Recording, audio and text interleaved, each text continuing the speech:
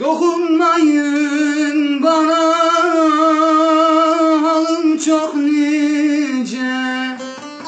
Dokunmayın bana lele, halim çok nice.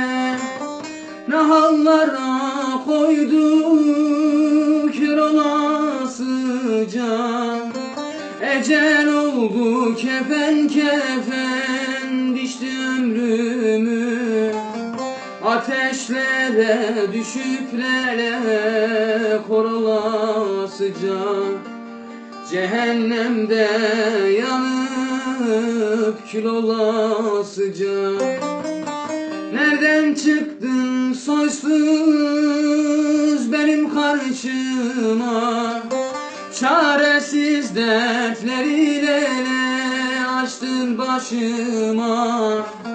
Kimsesiz yazdırdın mezardaşıma. Kara topraklara yar yar yar olasıca. Nereden çıktın soysuz, nereden benim karşıma? Çaresiz dertleriyle açtın başıma. Kimsesiz yazdırdın